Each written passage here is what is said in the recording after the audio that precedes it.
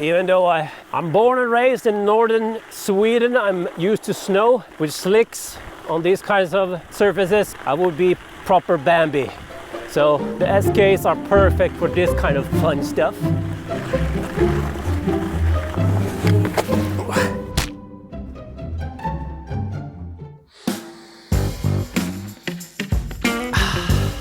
There's nothing like fresh rubber in the morning or in the evening. So Panaracer Gravelkings. I have a long relationship with these tires in their different sizes and configurations. So it all started on my road bike. I got a 26mm Gravelking slick tubed version after I sliced my third sidewall on my Continental GP 4000 tires. I just got fed up with that.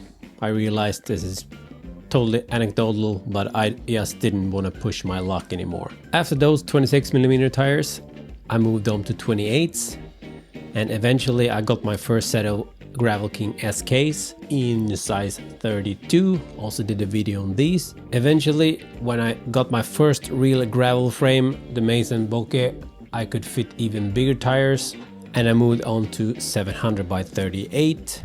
And that was my first tubeless versions, and I use this for just about everything I can find in terms of both gravel and road riding. I should point out this is not a sponsored video or anything. I paid for all my Gravelking tires or any other tires I bought. But if Panaracer, if you see this. And now it's time to move up to the biggest version of these Gravelkings. These are the 650B by 48 SK version, or in mountain bike speak 27.5 by 1.9 inches, and this will replace my current tires on my 650B wheels, which are the Compass Switchback Hill 48 slick versions, which has been really awesome. So replacing might not really be the best word to describe this. What made me pull the trigger though was I actually punctured my rear Compass tire. I can't really blame the tire. I was going down some really nasty stuff, and the Compass extra light version with that thin casing, I can't really blame it for puncturing in that kind of a descent. But that was actually the first puncture I ever had on a tubeless tire out on the road. I have had some slow leaks that I managed to fix before the ride, but never anything out on the road. So I just popped in a new tire and got home that way. So the plan was actually to patch that tire. I removed the tire and started trying to remove the sealant from the tire to be able to patch it, and that didn't really work out very good. So if any of you guys have any tips on how to remove old sealant from inside the tire, definitely let me know. That was pretty much when I decided to get these Gravelkings instead. And like I said, I will talk more about why I decided to do this out on the road. But first, let's put these on the scales and see where they land in comparison to my Compass tires. And then let's try to mount them and see how easy these will go on. Of course, they will also be tubeless. So let's see what happens. As you can see, these tires came in at 563 grams and 552 grams. Comparing this to my Compass tires, these are about 130 grams heavier, which is pretty understandable when you take into account the tread on these Gravelking SKs and the Compass tires extra light casing. So no real shockers there.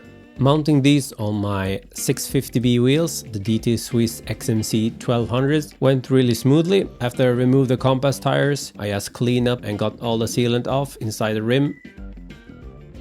I inspected the tubeless tape so that it wasn't damaged. I have learned my lesson from my previous attempts here by not checking the tape thoroughly. So the tape was fine, and I could actually put on the tire without any tire levers or anything.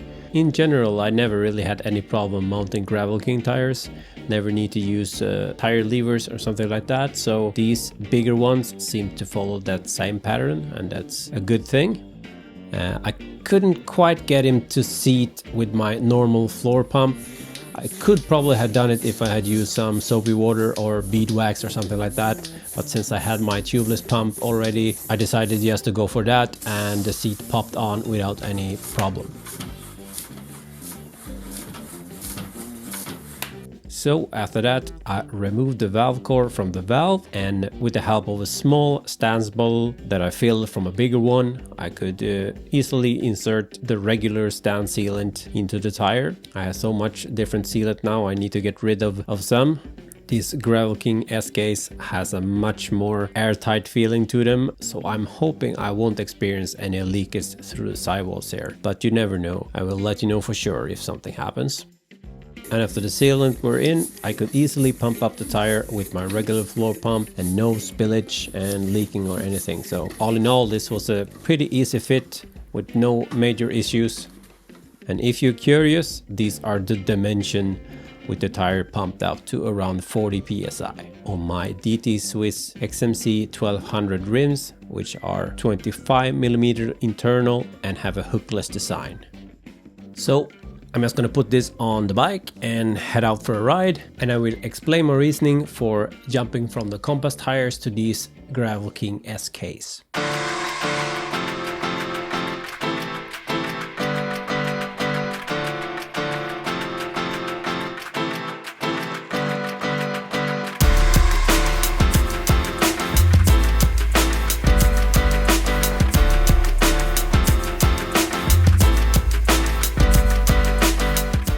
So I'm about 27k into the ride, mostly on tarmac out to the mountains here, as you can see.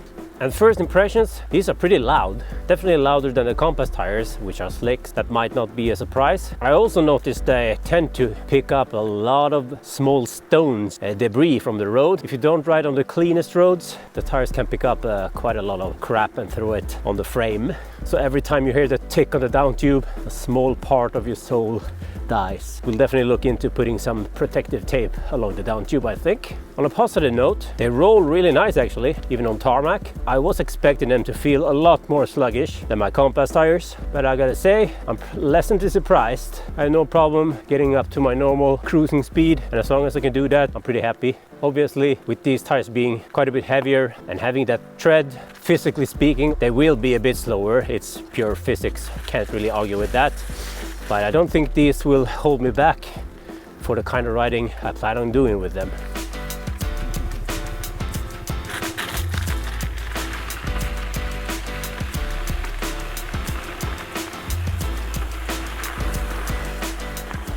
And this is another reason I wanted the SKs.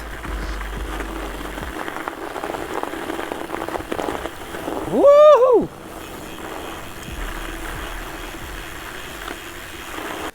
The main reason though is this. I wanted my gravel tires or wheels to handle really rough stuff. And while my compass tires handle this pretty good, I was always a bit worried about the durability because they are so light and the sidewalls are super thin and supple. So it always made me kind of doubt them.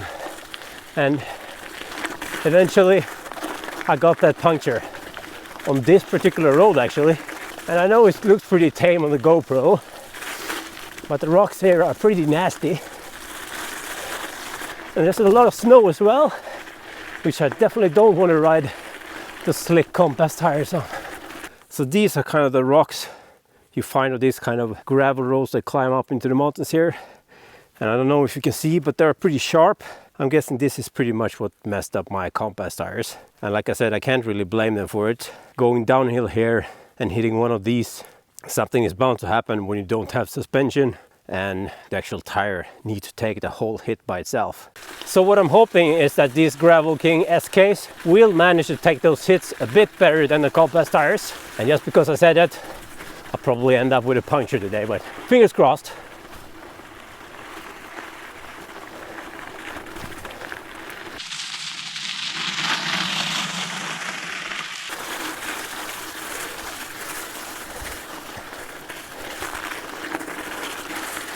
Man, these are grippy, even in the snow. Woohoo!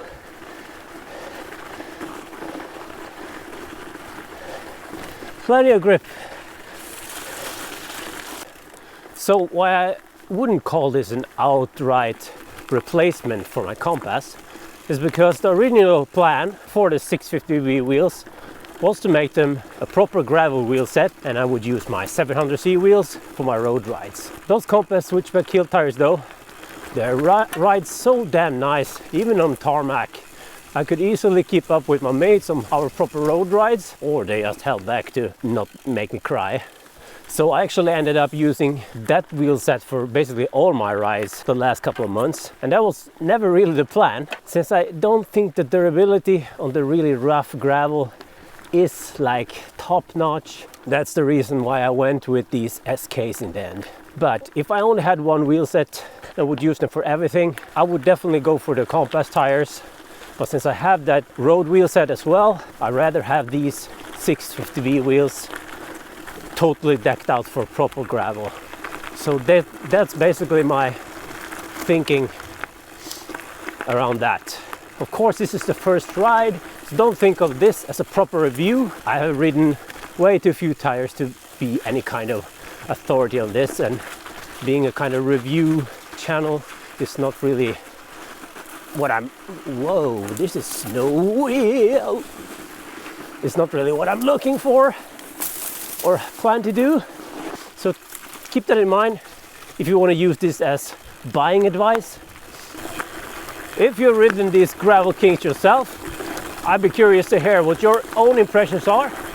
So let me know in the comments, and if you have any other suggestions for gravel tires, definitely feel free to mention those as well.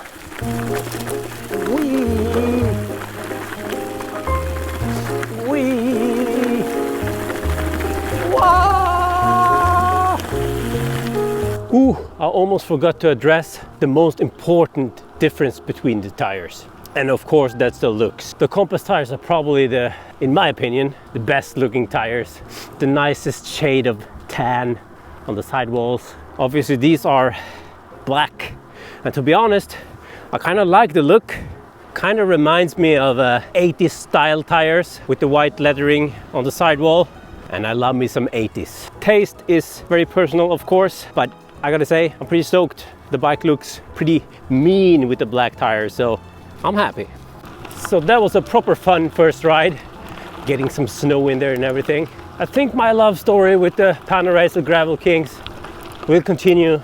So if you found this interesting and helpful, feel free to leave a like and subscribe.